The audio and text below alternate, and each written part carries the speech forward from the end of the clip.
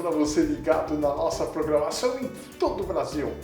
Meus telespectadores vão estranhar, eu estou aqui no consultório do Dr. Marcos Storion, um dos melhores médicos cirurgiões plásticos deste país. Será que eu falei certo? É cirurgião plástico ou plástico? Bom, ele vai me corrigir se eu falei errado e nós vamos conversar. Ele já esteve no meu programa há uns 2 meses atrás e, nossa, eu recebi e-mails, telefonemas. Nossa, quem é esse médico que está revolucionando a cirurgia plástica no Brasil? Vocês vão conhecê-lo melhor agora. Boa noite, Dr. Marcos. Boa noite, Tony. Tudo bem? Muito obrigado. Obrigado pelo convite mais uma vez. Eu fico muito honrado em poder contribuir aí com o meu conhecimento, poder falar um pouco mais sobre a cirurgia plástica para vocês.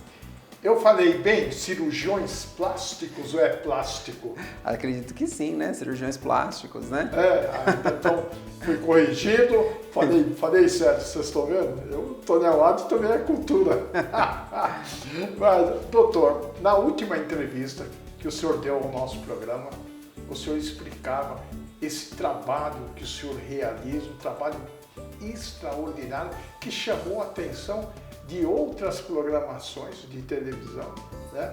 Inclusive de programações já conceituadas no cenário artístico brasileiro e, evidentemente, as pessoas querem saber mais. Fala para mim dessa cirurgia a laser. Bom, a cirurgia laser, né?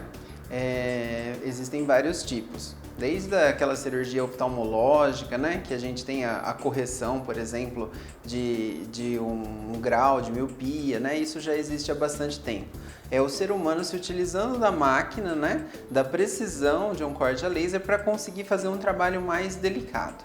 Isso na cirurgia plástica, que é provavelmente esse ramo que você está me perguntando, né, a gente usa para várias coisas. Para melhora da qualidade de uma cicatriz, por exemplo, aquela pessoa que foi acometida por acne na adolescência e ficou com resquícios, cicatrizes na pele, a gente consegue, através dos lasers, né, conseguir melhorar a qualidade de pele. Existem vários tipos de laser e na cirurgia plástica também é possível operar a laser, por exemplo, a região das pálpebras, né, é uma região que é muito fácil, muito tranquilo da gente conseguir fazer um tratamento a laser. A blefaroplastia laser, por exemplo, que é a cirurgia das pálpebras a laser, a gente consegue um tempo cirúrgico muito melhor, né? O paciente não tem praticamente nenhum sangramento, porque o laser, como ele efetua um corte a quente, além dele ser muito preciso, né? Ele consegue fazer com que não sangre praticamente nada. Então o paciente tem uma recuperação mais rápida. E também com o laser a gente consegue tratar aquela pele remanescente, ou seja, a pele que vai sobrar ainda fica sendo uma pele de melhor qualidade. Tem algumas contraindicações relativas, como por exemplo, peles muito morenas, negras, em que a gente vai utilizar o laser somente nas partes internas, né? Mas não queimaria diretamente a pele com o laser. Mas isso o cirurgião plástico vai saber associar técnicas avançadas, combinadas, para poder propiciar um melhor resultado aí para o paciente, né? Que bom! Quanto tempo o senhor tem na cirurgia plástica? Na cirurgia plástica, hoje nós estamos completando 5 anos de formado, né? Mas o processo de formação de um cirurgião plástico, ele envolve, além dos 6 anos da cadeia de medicina normal, né? Mas hoje 3 anos de cirurgia geral e depois 3 anos de cirurgia plástica. Então são 12 anos, né, de formação. E alguns cirurgiões plásticos, como eu, optam por fazer alguma subespecialidade, por exemplo, em face, tudo em geral faz um fellowship, que é ficar acompanhando um outro especialista na área, se especializando mais 1 ou 2 anos, né? Então, depois disso que a gente considera que está correndo tempo aí como cirurgião plástico formado, mas durante a formação já opera muito, né? Já faz muitas cirurgias durante esse processo também, né? O senhor, uma pergunta que não quer calar. Outro dia um telespectador me questionou, mas a cirurgia plástica seria assim algo muito caro, para uma determinada classe é impossível, porque hoje 72,4%, uma pesquisa que nós temos, são assalariados, não possuem uma rentabilidade financeira maior. O senhor só atende a classe o senhor tem possibilidade, há um convênio, há possibilidade, há um parcelamento. Eu estou dizendo isso por informação, isso não denigra nada, porque a gente, quando fala a verdade, a gente conquista o telespectador. E o senhor é verdadeiro, senão o senhor não estaria onde está. É um médico conceituado, uma pessoa de palavra. Eu não posso contar que, desculpa usar o cara, sabe? Porque nesse país aqui, encontrar gente de palavra é muito difícil, entendeu? E o doutor Marcos Historion, marque bem esse nome, é de palavra. Então eu lhe pergunto, há possibilidade de uma classe mais inferiorizada poder fazer uma cirurgia plástica? Claro que sim, Tony. Eu acredito que hoje em dia a cirurgia plástica está cada vez mais acessível às pessoas, né? No passado, no começo, havia também muito medo porque não tinha tanta tecnologia. Imagina, 50 anos atrás não havia bisturi elétrico, que é o eletrocautério hoje, que a gente consegue, por exemplo, se tem um sangramento mínimo, a gente vai ali e já cauteriza imediatamente. Então a tecnologia evoluiu muito no sentido de propiciar segurança aos pacientes que procuram um treinamento qualificado, que procuram um médico capacitado para fazer, né? E hoje em dia também tem muita facilidade, né? O paciente ele consegue fazer um orçamento, ver quanto que vai ficar a cirurgia dele, dividir, né? Os cartões de crédito facilitaram. Antigamente não tinha nada disso, né? Então eu acredito que cada vez mais está ficando mais acessível a cirurgia plástica, as pessoas que realmente têm vontade de fazer uma mudança. Quais os tipos de cirurgias mais procuradas com o senhor? Por exemplo, o paciente, o que mais os pacientes querem fazer? Olha, Tony, apesar da minha subespecialidade ser face, né, eu ser muito procurado por cirurgias de facelifting, que é o rejuvenescimento facial, cirurgias de blefaroplastia, que é a cirurgia das pálpebras, né, eu acredito que o carro-chefe, o que ainda há muita procura, né, são as 3 básicas, que seriam mama, abdômen e lipoaspiração, né? E hoje em dia entrou uma vertente da lipoaspiração, que seria uma lipoaspiração moderna, né? Uma lipoaspiração tecnológica, que envolve algumas tecnologias aí, que é o que a gente chama de lipo HD, lipo high definition, lipo de alta definição, lipo LAD, né? Essa lipoaspiração, ela procura realmente esculpir o corpo do paciente, né? Uma escultura em vivo que a gente faz, tentando dar um melhor contorno corporal, né? Então acredito que sejam essas hoje. Agora, um detalhe que eu não falei aqui. O senhor tem um item que eu considero importante. E eu acho que você aí de todo o Brasil, você de Macapá, Porto Alegre, Tocantins, Recife, Manaus, nós estaremos aí em Manaus na festa do Pairintins, isso, né? Vai ser lindo. Nós estaremos aí, já fomos convidados pelo governo do estado e estaremos aí. E eu dizia que o senhor tem um detalhe muito importante, que é a delicadeza. Obrigado. A delicadeza, ela é somada com a educação, formação e postura. Eu não sou dono da verdade, mas eu avalio muito. E o senhor tem essa delicadeza. Então o paciente, ele já vai meio temeroso para a cirurgia, né? É verdade. Às vezes sim, tem gente que é o contrário, né? Tem gente que já vai eu vou falar para o senhor uma coisa. Se o senhor falar para mim, tem 2 caras para a gente bater lá embaixo, eu vou com o senhor. Mas vamos fazer a cirurgia, eu sou covarde nesse aspecto. Eu realmente confesso isso. Mas o senhor tem essa delicadeza. E o que acontece com essa delicadeza? O paciente se tranquiliza. Porque às vezes, Tony, a gente tem que ser delicado até para contraindicar um procedimento, né? Às vezes o paciente vem procurando alguma coisa que não pode ser feita para ele ou que não vai ficar agradável, né? A gente tem que ter um certo cuidado também para explicar para ele que ou não está na hora ainda de fazer aquele procedimento ou que aquele procedimento não é bom para a pele dele, né? Então eu acho que isso precisa realmente de uma certa educação para a gente conseguir falar e conseguir tranquilizar o paciente ou então preparar ele para o melhor momento para essa cirurgia. Muito bem, vamos fazer o seguinte, eu vou a um rápido intervalo comercial. Não saia daí. Dr. Marcos Historion está conversando com você de todo o Brasil para você se informar mais sobre a cirurgia plástica. E nada melhor do que trazermos no nosso programa Se não é o melhor, mas é um dos melhores cirurgiões plásticos deste país. Eu volto já.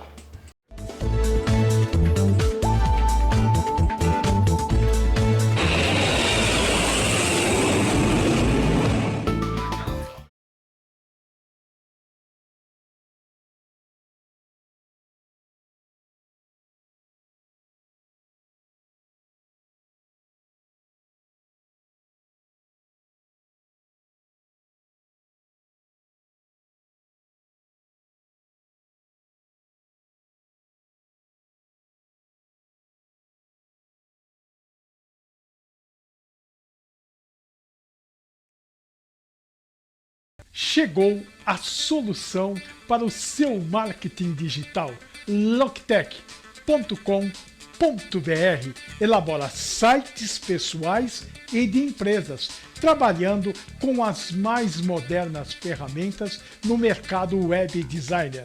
A Loctech também faz serviço administrativo, de registro e hospedagens, sites e de lojas virtuais, elaborando também o e-mail marketing personalizado.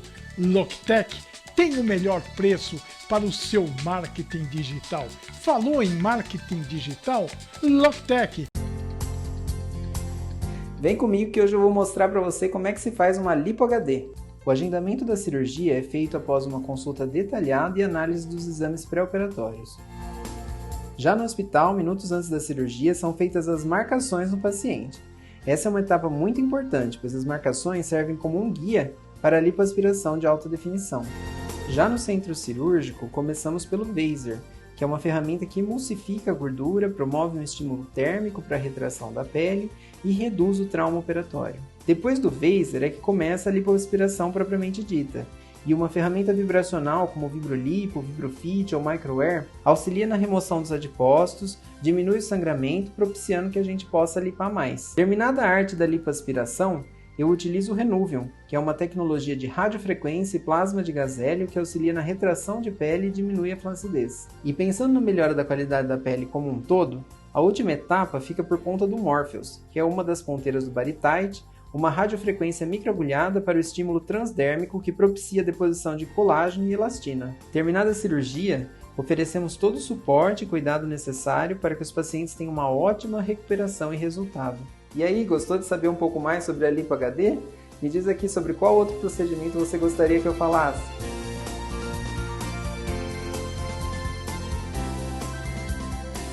Pois é, aqui em Morungaba eu encontrei essa loja de artesanato, Artesanatos Morungaba.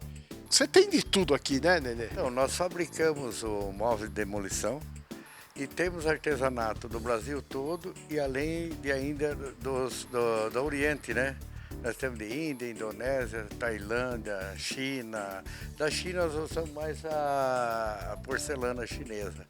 Enfim, temos de artista local também, né?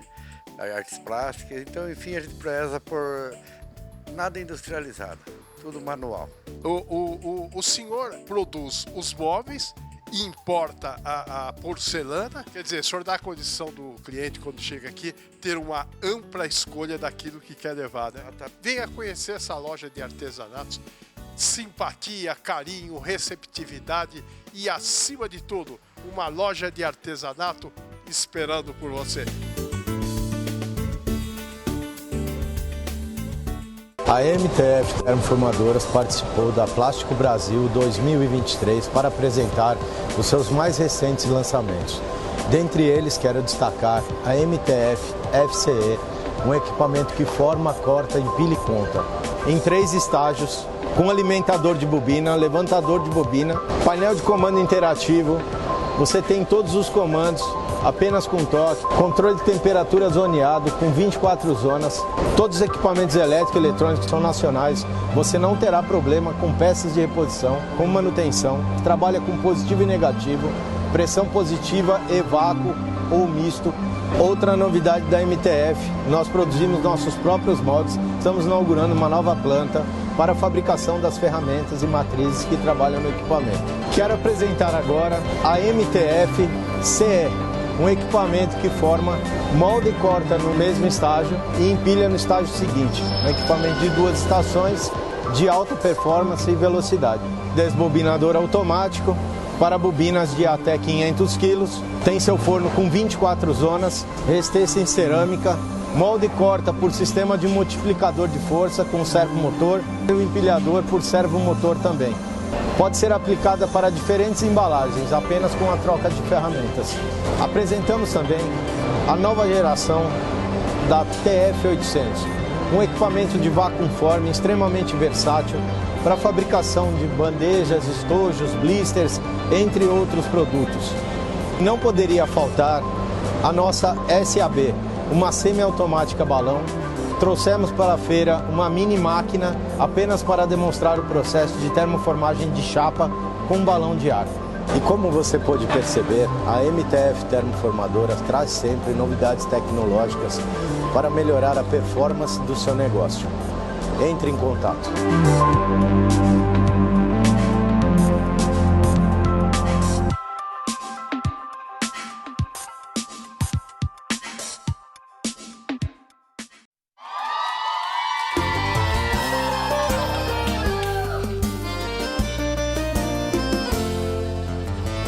Sou aquele livro que você não vai ler até o final. Aquele agasalho que só usa quando cai o temporal. Sou as desculpas da sua bebida, a sua saideira sem saída. Cê roda feito viciada na cidade, mas só minha boca mata a sua vontade. E mistura a sua abstinência com a minha saudade. Bagunça meu quarto, sobe na minha cama e já desce do salto. Olha safado e aquele roupão, minha dignidade, sua roupa no chão. Bagunça meu quarto, sobe na minha cama e já desce do salto. Eu gosto do jeito que você me usa, sua forma de falar que ama, rasgando minhas costas da unha. Ai, ai, ai, ai. Bagunça meu quarto, bebê, cê pode? Simba! Só as desculpas da sua bebida, a sua saideira sem saída. Cê roda feito viciada na cidade, mas só minha boca mata a sua vontade. E mistura a sua abstinência com a minha saudade. Bagunça meu quarto, sobe na minha cama e já desce do salto. Olha safado e aquele roupão, minha dignidade, sua roupa no chão. Bagunça meu quarto, sobe na minha cama e já desce do salto. Eu gosto do jeito que você me usa, sua forma de falar que ama. Comigo vai! Bagunça meu quarto, sobe na minha cama e já desce do salto. Minha dignidade, sua roupa no chão. Bagunça meu quarto, sobe na minha cama e já desce do salto.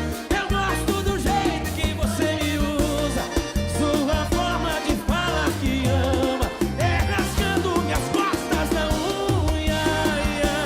Ai, ai, ai, rasgando minhas costas da unha. Ai, ai, ai.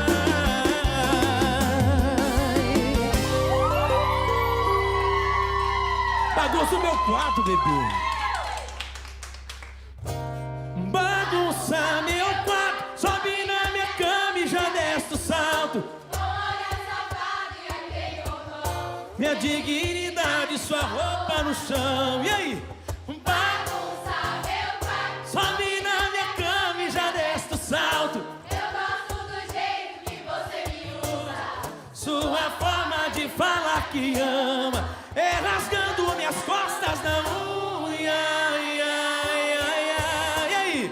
Rasgando minhas costas da unha. Ai, ai, ai, ai. Fala comigo, bebê, você pode! Bagunça meu quarto!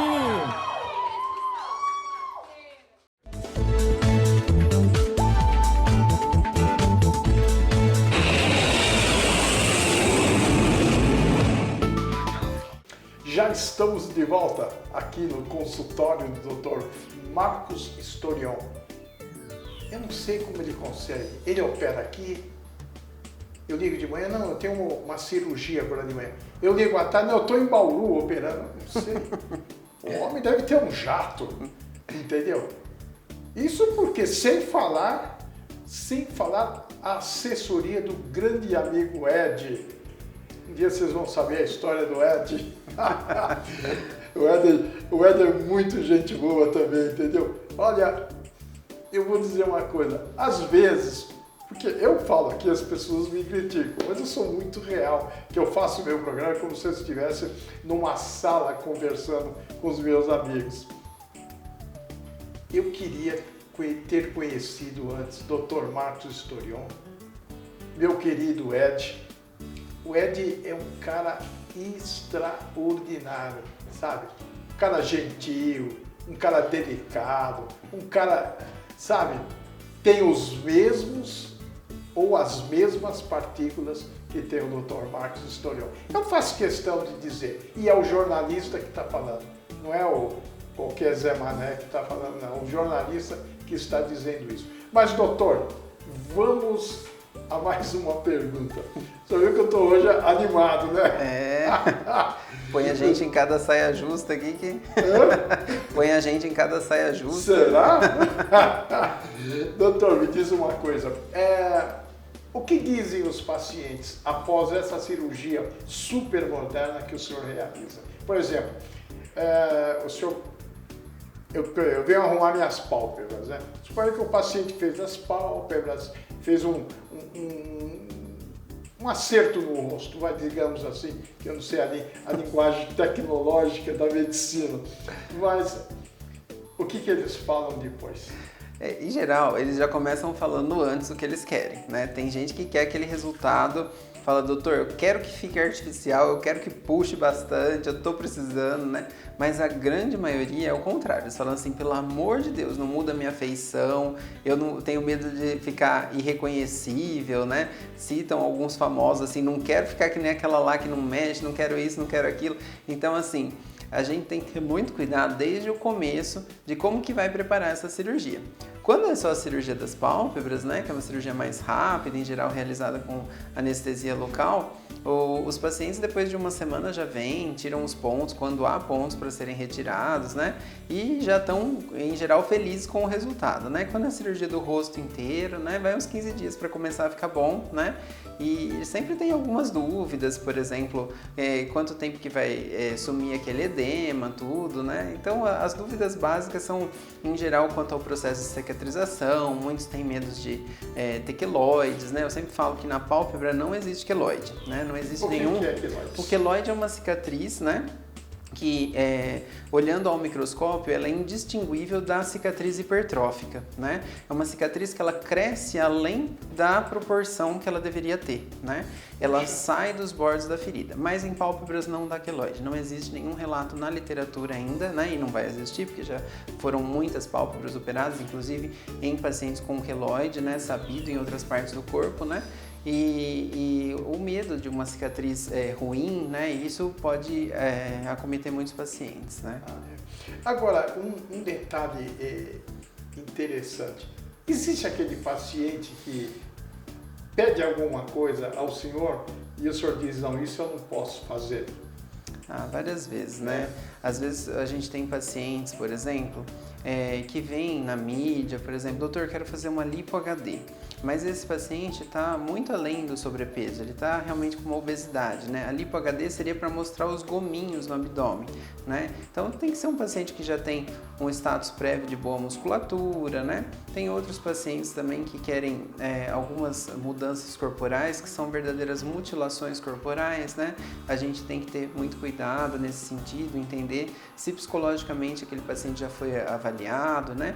Outros pacientes também, os transgêneros, né? Eles às vezes querem algumas mudanças, mas a gente tem que estar assertivo de que aquela mudança já ocorreu psicologicamente, né? Se a gente já tem os laudos disso, né? Se esse paciente já foi acompanhado, se realmente aquela modificação deve ser feita ou não, né? Então algumas vezes a gente contraindica ou posterga a cirurgia.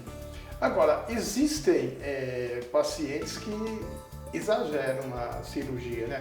Eu não vou citar nomes aqui, porque eu estou entrevistando o senhor, seria antiético eu citar. Mas se eu estivesse falando sozinho no meu programa, daria os nomes. Essa questão do exagero, Tony, às vezes é um exagero para a gente, mas é até uma doença para aquele paciente. Existe uma doença chamada transtorno dismórfico corporal, em que o paciente se enxerga de uma maneira como ele não está. Similar ao que acontece com um paciente que tem anorexia, por exemplo, ele não se enxerga tão magro quanto toda a sociedade está vendo ele, né? Já está esquelético e não está comendo, é um distúrbio, né? E esse paciente que tem o transtorno dismórfico corporal, eu já atendi diversos pacientes, inclusive, por exemplo, a cirurgia de nariz. O paciente já operou 4 ou 5 vezes. Talvez o trauma daquele nariz prévio era tão grande que a mudança que ele já teve não foi o suficiente para ele. E daí ele começa a querer procurar, um profissional nega, outro nega, até que ele encontra alguém que faça. E cada vez que a gente manipula uma região, pensa, a cirurgia plástica é sempre uma reforma, não é uma construção. A gente tem que respeitar os pilares de segurança da anatomia humana, que seriam as artérias, as veias, os nervos, né? Tudo isso tem que ficar em pé, né? E muitos pacientes, eles se deterioram, né? Houve muitos casos no passado também de injeções de PMMA, que são essas partículas, que são verdadeiros polímeros, que são similares a um plástico, assim, que eles são definitivos. Eram os preenchimentos que tinham antigamente. Hoje em dia, o preenchimento que foi colocado, por exemplo, na maçã do rosto, hoje já está lá embaixo. Então fica aquela face de bulldog, aquele rosto pesado, né? Coisas que às vezes não tem mais reversão. Muitas vezes a pessoa nem deseja aquilo mais. Ela quis no passado, teve um resultado bom e agora já não tem mais o que fazer. Ela vive infeliz com aquela sequela verdadeiramente dita, né? Agora, eu tenho visto muito, né, no meio que eu frequento, a cirurgia labial, por exemplo. Por que para uns fica muito bom, para outros é uma coisa que fica, pelo menos na minha maneira de ser, se eu estiver errado, o senhor me corrija, ela fica muito grotesca. Tony, vamos lá. Às vezes não é nem cirurgia, né? Às vezes o paciente, ele tem aquele lábio mais fino, um lábio mais envelhecido, ele pode fazer alguns procedimentos, como apenas o preenchimento labial, né? O preenchimento em geral é feito com ácido hialurônico, que é uma substância que o nosso próprio corpo produz, é como se fosse uma complementação, a gente põe além daquilo, né? Ele é totalmente reversível, existe a hialuronidase, que é o remédio como se fosse o antídoto, né? E existem alguns pacientes que procuram as harmonizações faciais, os tratamentos faciais, inclusive de boca, fazendo esses preenchimentos. Existe também uma outra cirurgia nessa região, que é bastante procurada, que é o famoso lip lifting, que seria o levantamento dos lábios, em que há um encurtamento do lábio superior, principalmente para quem tem um lábio superior muito longo, que fica com um aspecto de que o lábio todo está invertido, né? Tá dentro já da cavidade bucal, em que a gente faz uma suspensão com um pequeno cortezinho na base do nariz, tá? Então existem várias modificações. Às vezes isso que o senhor está referindo como não ter ficado bom, pode ser talvez um exagero, um gosto exacerbado de uma paciente um paciente que gostaria de pôr muito preenchedor, ou até mesmo algum que ficou com algum nódulo, né, de algum produto mal aplicado fora de plano, ou algum produto que fez uma reação ali quando foi aplicado, né? Então isso tudo precisa de muito cuidado, muito estudo, muita técnica, muito conhecimento de anatomia, utilização de produtos adequados, né, profissionais adequados, né? E o paciente precisa fazer realmente todo esse segmento depois, voltar em retorno, ser acompanhado para que ele tenha um resultado agradável. Muito bem. Se eu der uma explicação ótima, porque para gente que é leigo no assunto, causa às vezes um impacto, mas eu já vi lábios bonitos também, muito bem feitos, muito bem contornados. Agora, que nem vou falar do jornalista Tony Amadio, eu vou dar uma mexida no meu rosto. O que o senhor vai fazer mesmo, doutor? Como é que chama? Vai fazer o que você quiser, né, o que Tony? Eu quiser, mas eu acho que... Quero ficar parecido com o Tom Cruise. Tô brincando. Eu tenho... por eu nunca ter sido operado na minha vida, a única cirurgia que eu fiz foi implante dos dentes. Só. Entendeu? E também o senhor não calcula o trabalho que deu. Que eles queriam fazer uma parte um dia, eu falei, não, entrei 9 horas da manhã no consultório e saí 6 horas da tarde, terminei tudo. Não senti nada, foi maravilhoso também. Eu procurei um excelente cirurgião, lógico, como estou diante de um grande cirurgião plástico, porque no meu programa eu não trago aventureiro, caras que a gente pode ter dúvida. Aqui no meu programa só fala profissionais competentes, profissionais que, entendeu? Eu posso endossar jornalisticamente, né? E a pessoa dizer, olha, sensacional, o médico é mesmo um dos melhores. Pelo menos eu penso assim. Mas existe outros procedimentos cirúrgicos na linha da cirurgia plástica que o senhor poderia explicar para a gente? Porque o senhor é especializado em rosto, né? Sim, Tony, a gente faz toda a formação primeiro em cirurgia plástica geral, né? Eu faço muita cirurgia plástica também corporal, como por exemplo, na cirurgia das mamas, principalmente femininas, vamos falar, né? Existe a mamoplastia de aumento, que é a cirurgia em que o paciente coloca, bem dizer, uma prótese, um implante de silicone para o aumento. Isso não faz mal? Não, Tony. Não. Existe, assim, alguns estudos, existe até um tipo de câncer relacionado ao implante de silicone, que é o BIA. Esse tipo de câncer, né, além de ele ser muito raro, ele está associado à cápsula do implante. Antes que o senhor conclua, o senhor acha que muito silicone pode prejudicar ou pouco silicone é favorável? Mas não responda não agora, que eu vou ao intervalo comercial e daqui um pouquinho vamos deixar os nossos telespectadores na expectativa. O senhor responde esta pergunta. Não saia daí.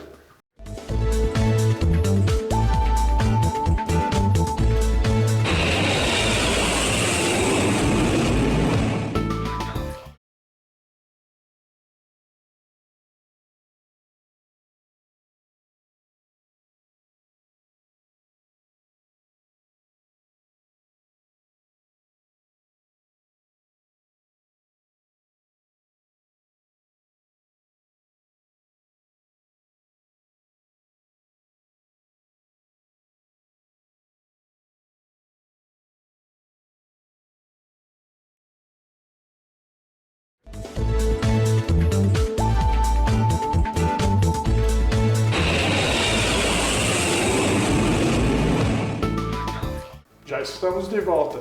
Eu agucei a curiosidade de vocês, né? O senhor poderia responder, doutor, depois das explicações complementares que o senhor vinha dando? Claro, Tony. O silicone, né? Ele pode ser perigoso e principalmente era, né? Quando a gente não tinha o silicone de qualidade, principalmente o silicone líquido, um silicone que extravasasse, que não ficasse circunscrito ao local da aplicação. Hoje em dia as próteses, elas são todas encapsuladas e além disso, né, caso ela se rompa, o gel de silicone no interior ele ainda é um gel coeso, que não vai sair, não vai entrar na circulação, tá? Então a gente tem que ter bastante cuidado, boa indicação, marcas consagradas, né? Para que não haja riscos para os pacientes, tá? Existe um tipo de complicação que é uma espécie de linfoma BALCL que a gente fala, né? Que é uma complicação principalmente das contraturas capsulares, isso é raríssimo, né? Mas quando o paciente vem tendo seromas crônicos em volta de uma prótese muito antiga, a gente recomenda a remoção disso, a Sociedade Brasileira de Cirurgia Plástica recomenda a remoção daquele implante muito antigo, análise da cápsula, análise do líquido, ver se não tem algum problema ali, tá? Em geral, o tratamento fica nisso mesmo, a remoção já é curativa, digamos assim. Quanto àquela pergunta de antes do intervalo, né? Se é melhor mais silicone ou menos silicone, né? Isso depende muito do gosto, porque às vezes tem paciente que não tem nada, né? O paciente deseja um aumento, então a gente precisa dessa ferramenta para conseguir dar um volume bonito. Mas dentro desse gancho, perde a sensibilidade? Não, Tony. Não? Em geral, não. Quando é só o implante de silicone, né? ele é colocado por um orifício mínimo, seja pela axila, pelo umbigo, por baixo da mama, né? Então a sensibilidade da pele é totalmente preservada. As cirurgias que perdem um pouco a sensibilidade são aquelas cirurgias em geral muito grandes, por exemplo, quando é uma mama redutora, uma gigantomastia, uma mama muito grande que tem que fazer cortes grandes realmente para tirar um grande excesso de volume, seja de gordura, de glândula, reposicionar as areolas, aí sim, em geral tem uma perda de sensibilidade, mas na maioria das vezes essa perda de sensibilidade é transitória, né? Ela volta a se formar ali as neurojunções, né? E o paciente volta a ter sensibilidade com o passar do tempo também. É verdade que, por exemplo, a mulher que tem as mamas muito grandes, não a siliconizada, pode provocar problemas nas costas pelo peso. Isso pode acontecer? Isso é fato, Tony. Isso a gente consegue ver. Até mesmo elas ficam com marcas definitivas de onde o sutiã estava segurando ali, né? Então o peso acaba gerando uma curvatura desproporcional na coluna, né? Essas mulheres que têm esse aumento exagerado da mama, em geral nos procuram para fazer uma redução, para além de ter um contorno corporal mais harmônico, né? Mais adequado, também reduzir essa questão do peso, do desconforto, da impossibilidade de usar uma roupa ajustada, né? Então isso é bastante interessante. Após o processo cirúrgico das pálpebras, né? A laser, né? Não sei, pronunciei certo ou não? Sim. Sim, a laser. Quais são os devidos cuidados que devem ser tomados?